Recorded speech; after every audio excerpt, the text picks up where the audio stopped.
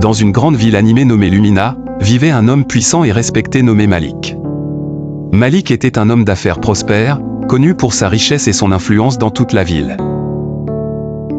Il possédait une immense demeure située sur les hauteurs de Lumina, d'où il pouvait contempler toute la ville. Sa maison était un symbole de son succès, avec ses vastes jardins, ses fontaines majestueuses et ses véhicules de luxe alignés dans le garage.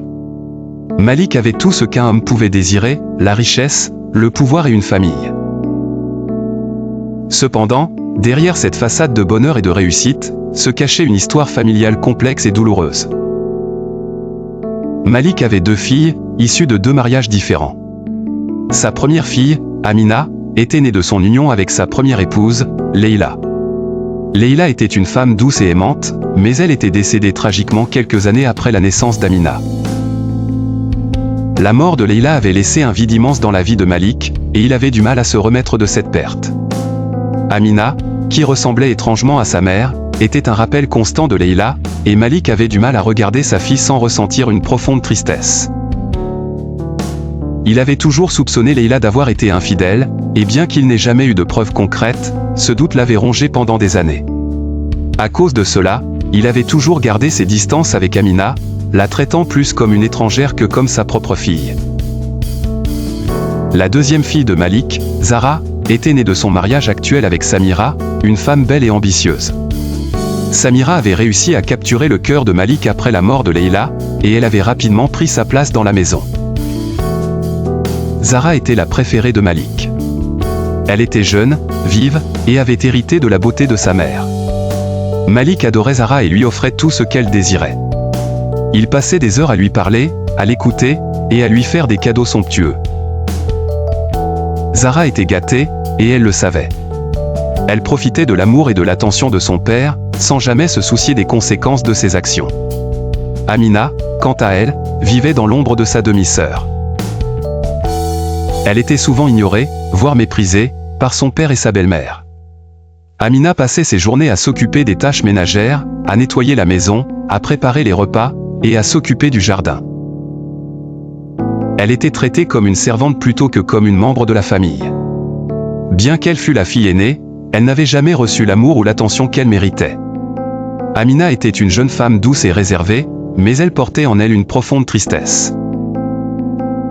Elle rêvait d'être aimée par son père, mais chaque tentative pour se rapprocher de lui était repoussée.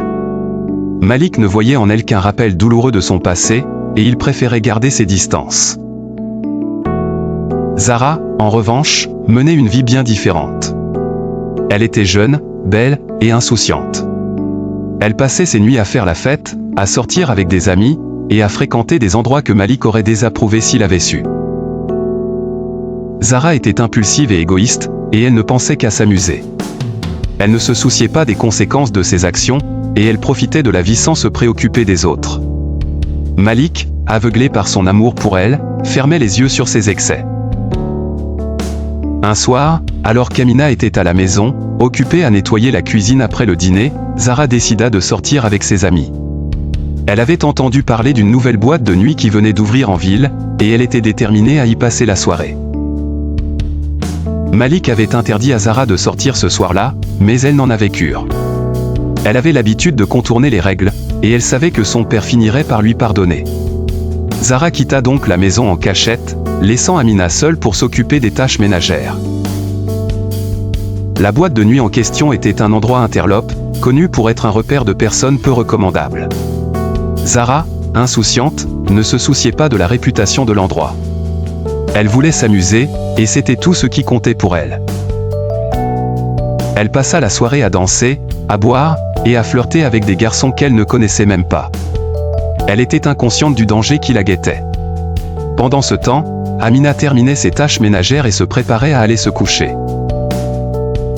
Amina était épuisée, mais elle savait qu'elle devait se lever tôt le lendemain pour préparer le petit déjeuner de la famille.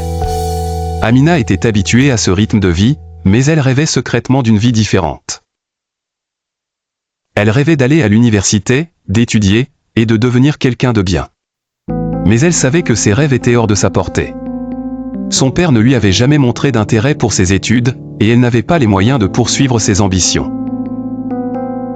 Alors qu'Amina s'apprêtait à se coucher, Elle entendit un bruit à l'extérieur de la maison. Elle alla à la fenêtre et vit une voiture de police s'arrêter devant la porte. Son cœur se mit à battre la chamade. Elle savait que Zara était sortie, et elle craignait le pire. Elle descendit rapidement les escaliers et ouvrit la porte. 2 policiers se tenaient devant elle, l'air grave. « Nous cherchons Malik », dirent-ils. « C'est au sujet de sa fille, Zara. » Amina sentit un frisson lui parcourir l'échine. Elle appela son père, qui descendit rapidement les escaliers, l'air inquiet. Les policiers expliquèrent que Zara avait été arrêtée dans une boîte de nuit illégale. Elle avait été prise en flagrant délit de consommation d'alcool et de substances illicites. Malik était furieux. Il ne pouvait pas croire que sa fille chérie avait été arrêtée. Il demanda aux policiers ce qu'ils pouvaient faire pour la libérer. Les policiers expliquèrent que Zara serait probablement condamnée à une peine de prison si elle était jugée. Malik était désemparé. Il ne pouvait pas laisser sa fille aller en prison. Il demanda s'il y avait un moyen d'arranger les choses. Les policiers échangèrent un regard, puis l'un d'eux dit « Nous pourrions peut-être trouver une solution, mais cela aura un coût. » Malik comprit immédiatement ce qu'il voulait dire. Il était prêt à tout pour sauver Zara. Il demanda aux policiers de lui donner un peu de temps pour réfléchir, puis il les renvoya. Une fois seul, Malik se mit à réfléchir à la situation. Il ne pouvait pas laisser Zara aller en prison, mais il ne pouvait pas non plus se permettre de perdre sa réputation en corrompant des policiers. Il devait trouver une solution. C'est alors que son regard se posa sur Amina, qui se tenait silencieusement dans un coin de la pièce. Une idée commença à germer dans l'esprit de Malik. Amina était sa fille, mais il ne l'avait jamais vraiment considérée comme telle. Elle était toujours là, effacée, discrète et obéissante.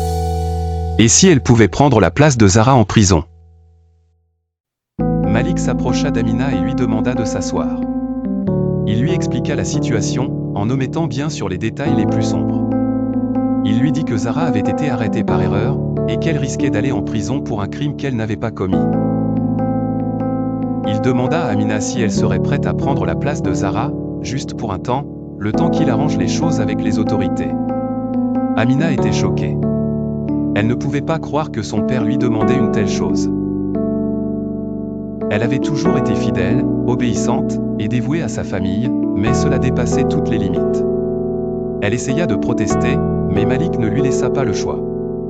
Il lui dit que c'était son devoir en tant que sœur aînée de protéger Zara. Il lui promit que si elle acceptait, il ferait tout pour la sortir de prison rapidement, et qu'il lui offrirait enfin l'amour et l'attention qu'elle méritait.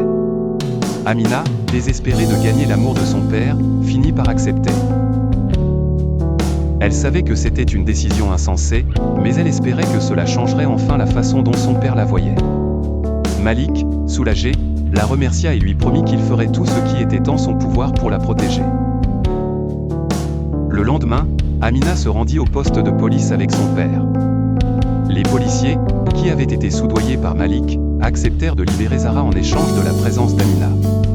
Zara, qui ne comprenait pas ce qui se passait, fut libérée. Amina, quant à elle, fut emmenée dans une cellule sombre et froide, où elle attendait son sort. Pendant ce temps, Malik rentra chez lui avec Zara. Il était soulagé d'avoir sauvé sa fille chérie, mais ressentait un pincement de culpabilité. Il se promit de faire tout ce qui était en son pouvoir pour la sortir de prison rapidement, mais il savait que cela prendrait du temps. Zara, quant à elle, ne semblait pas se soucier de ce qui était arrivé à sa sœur. Elle était simplement heureuse d'être libre et de pouvoir reprendre sa vie insouciante. Elle ne se doutait pas des sacrifices qu'Amina avait faits pour elle, et elle ne semblait pas s'en soucier. Amina, enfermée dans sa cellule, se sentait perdue.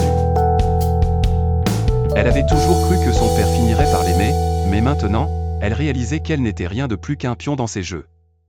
Elle se demandait si elle sortirait un jour de cette prison, et si elle aurait enfin la chance de vivre.